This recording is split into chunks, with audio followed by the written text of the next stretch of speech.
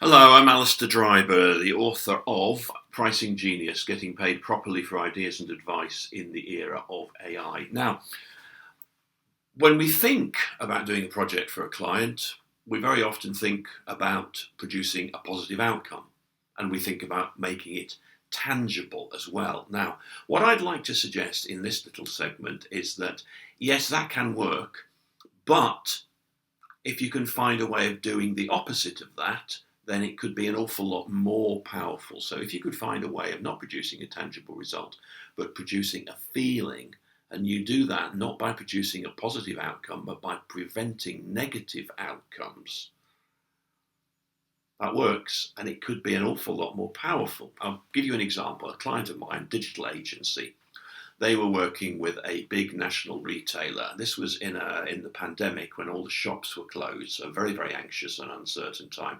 And they were, purely as a service for no fee, scanning social media to find out what people were saying, how they were thinking, what their customers were talking about. And they realized that this was producing huge amounts of reassurance for the client. And so they developed it.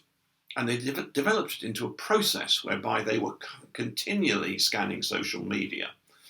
Twice a week, they'd have a catch-up call with the client to discuss what they were finding and make sense of it.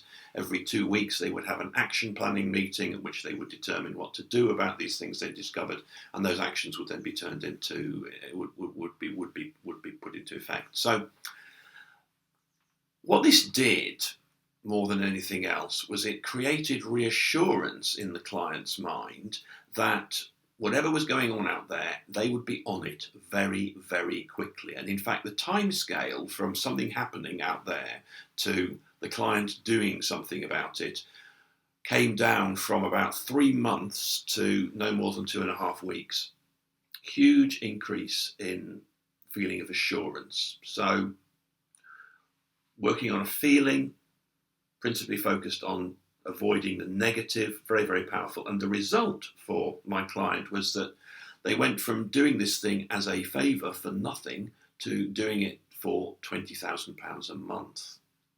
So when you're thinking about value, think more broadly. It's not necessarily financial or even tangible.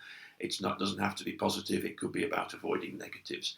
If you'd like to see the full checklist of possible sources of value and discussion of assurance and risk, I suggest you get the book. There's a link at the end of the video which will allow you to download the electronic version completely free.